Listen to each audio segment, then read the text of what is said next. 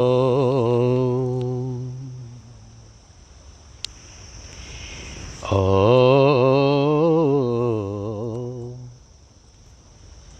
Om.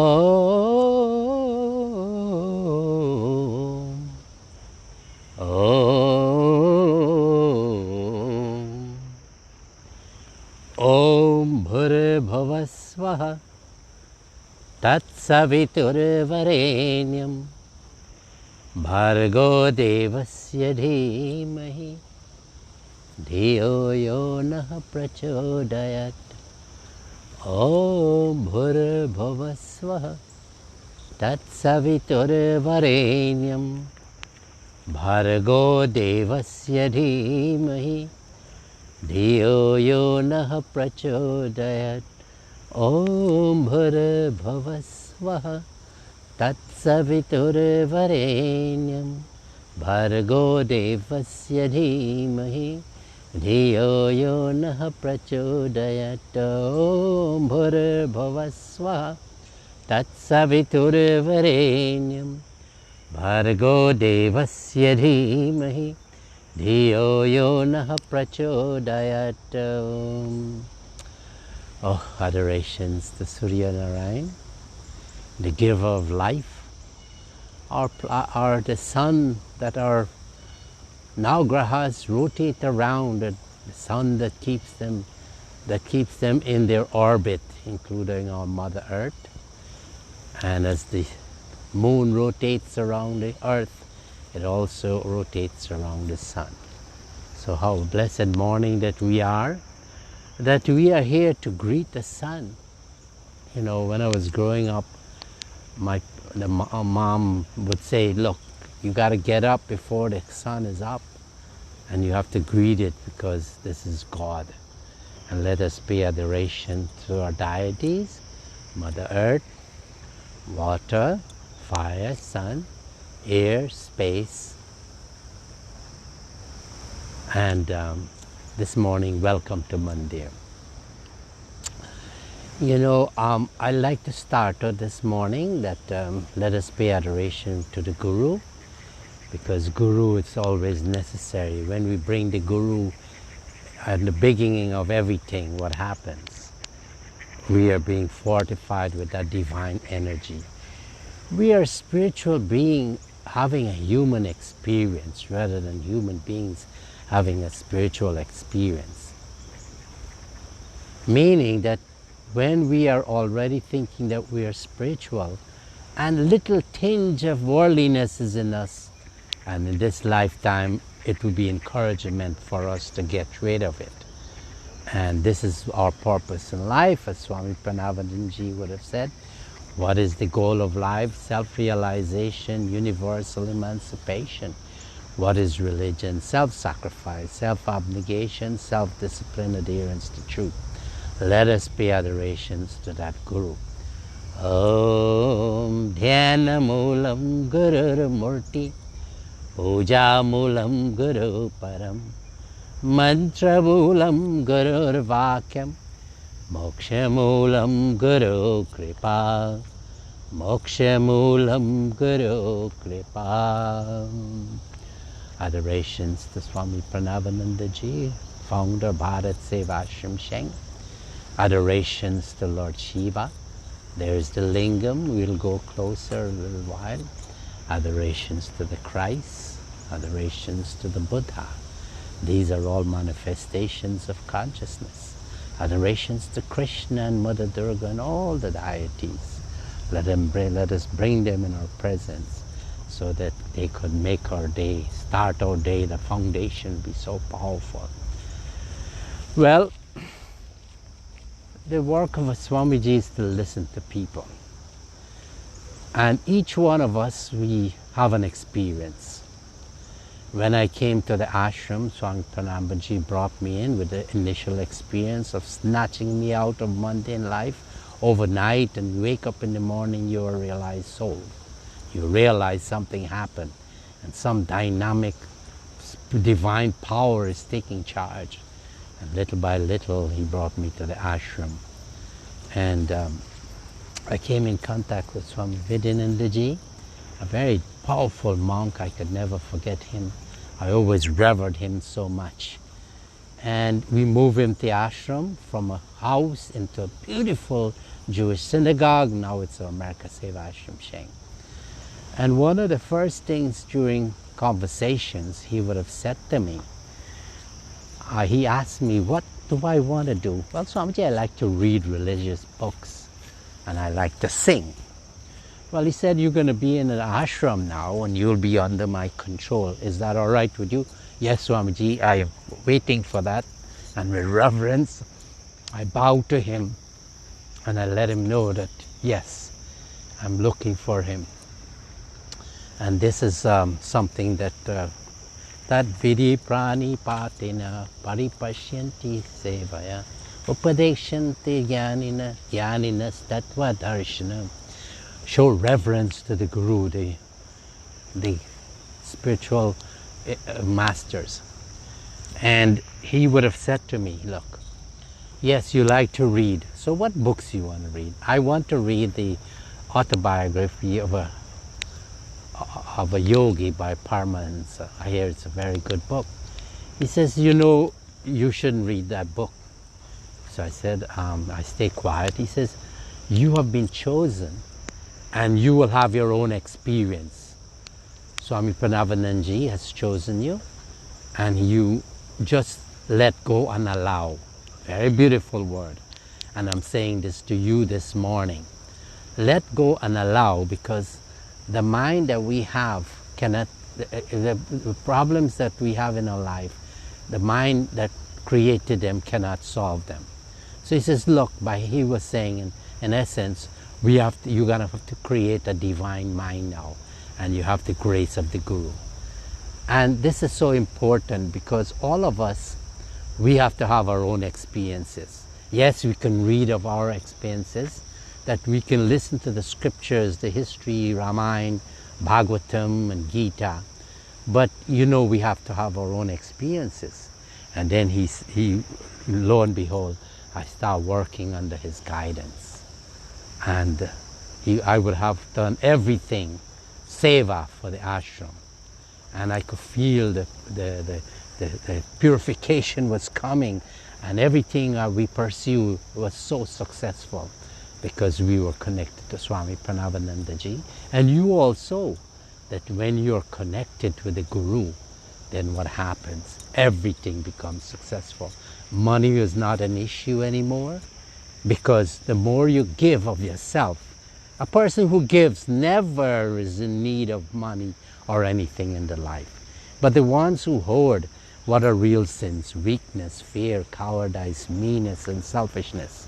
That when you have these sinful qualities, weakness, fear, cowardice, meanness, selfishness, you know what happens? You live in sorrow, because you will never get. Anyway, he will teach me all of these things, and I really enjoy them. And it was so encouraging. I stopped with him. And Swamiji would have created so many monks. He was the last of the group of monks that monk that was creating monks in the Caribbean. He had created so many. And you know, I listened to him. And from that, my experiences grow. Swami Parameshananda would give. And then went to India and did all kinds of work. Seva, tribal welfare, going deep into the villages and establishing ashram in Kachila, helping, and also doing leprosy work in Jamshedpur, and also building hospitals, going and see that place for the Joka Hospital, which on Buddhanan, and I see how it came into existence, and little donations were made there. And all the active serving in tsunami, we're building 200 houses in Tamil Nadu and serving in the Russia cyclone. These are all my experiences, and they have brought me to this moment, this second. Now, what experiences did you have? And isn't it so beautiful that you're in this moment? And what a beautiful moment that we have, that we're together in this mandir that has no walls, it has no ceilings. It has no limitations. This is a sign of spirituality. When you're in spirit, your mind transcends limitations. You find yourself to be in the most beautiful world that you ever thought you ever would have happened to you. So this morning, let us think about this moment, live in the moment. And you know, they said that we should forget our personal history. And with that being said, I had conversation with a young lady in London, long conversation. And she had lost her son like a year ago, and she's gotten ready to do this SRAD. First time I'm speaking to her elaborately, once I met her. But she was telling me her difficulties and how she's struggling with the marriage, and it's ended, and that's 1 year ago the son committed suicide. Now, she is very powerful thinker, but she was holding on to the history. And when I spoke to her, I would say, live in the moment and forget the past. She understood it. And I said, look, you put your faith in the guru that you have. And she has a powerful guru, Satya Sai Baba, and she has a lot of faith in that. Nothing wrong with, these are all great gurus. So after the conversation, she kind of got relief. Why? Because it was presented, my experiences, I give it to her, and she was able to relate to it. And so also she had a friend in Canada, how she lost her son a couple of days ago, so ironic, and they would have gone to school together in childhood in Guyana, and they would have always communicated.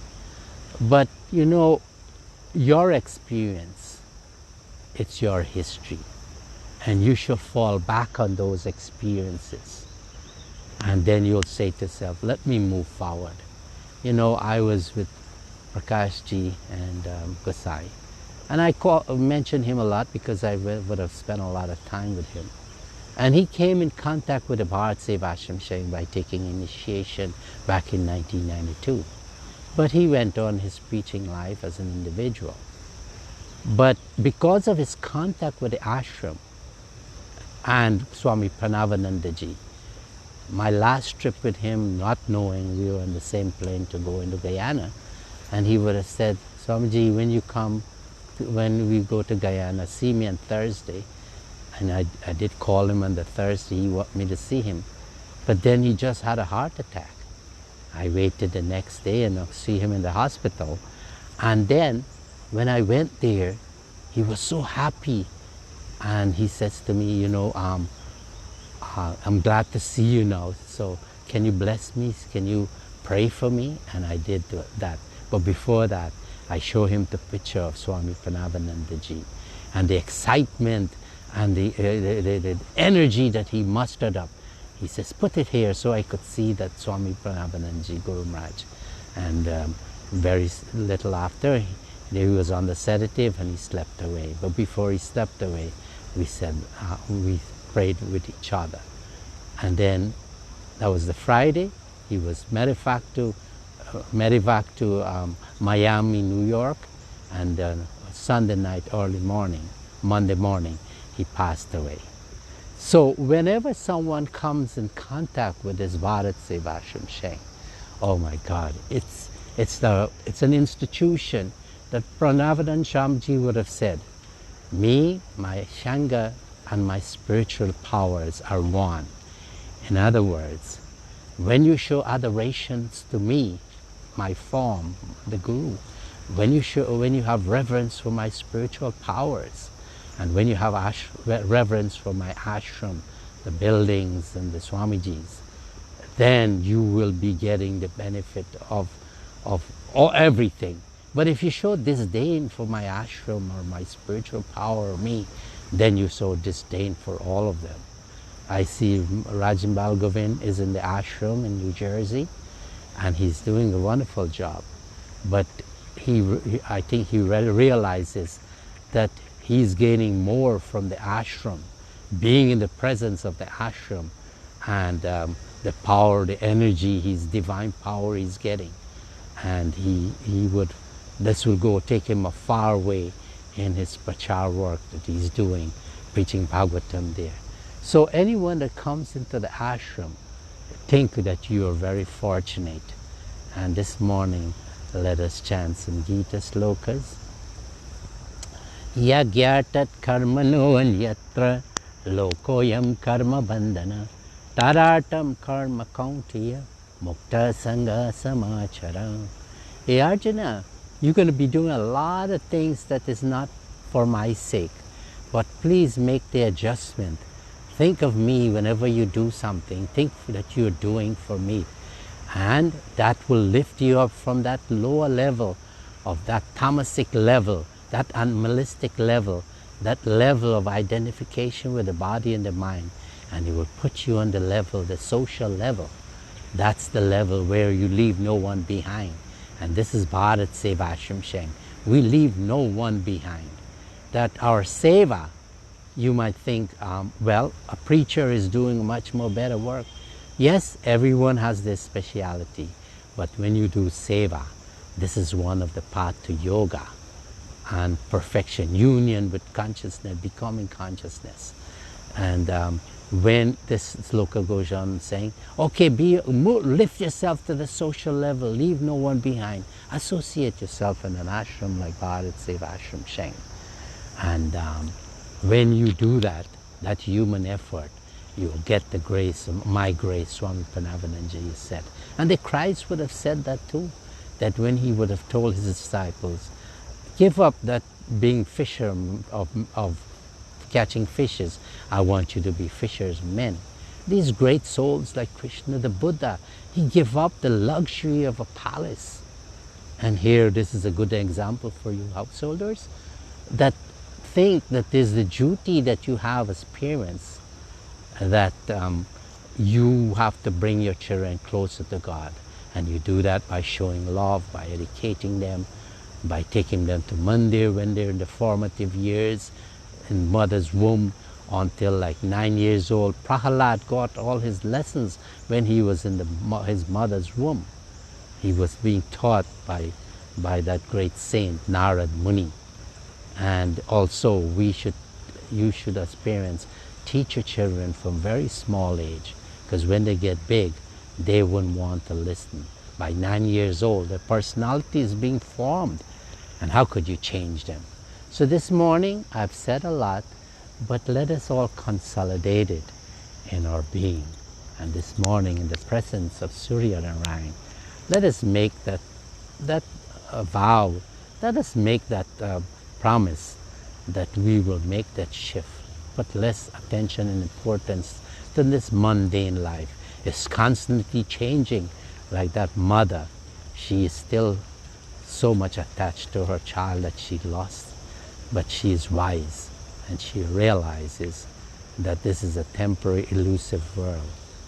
She's shifting her attention to the relationship, to that divine. She wants to rediscover that she's consciousness. So this morning, let us do some chanting of Om Namah Shivaya, Om Sri Guru Shivaya Namah, Om Sri Guru Shivaya Namah, Om Sri Guru Shivaya Namah, Om Sri Guru Shivaya Namah, Om Sri Guru Shivaya Namah, Om Sri Guru Shivaya Namah, Om Sri Guru Shivaya Namah, Om Sri Guru Shivaya Namah, Om Sri Guru Shivaya Namah. Again, let go and allow. Avoid thoughts that weaken you. Think that you are already what you want to be. You are the manifestation of consciousness. To the holy feet of all the great Gurus, Swami Parameshananda, Hari Om Shanti. Do continue your meditation.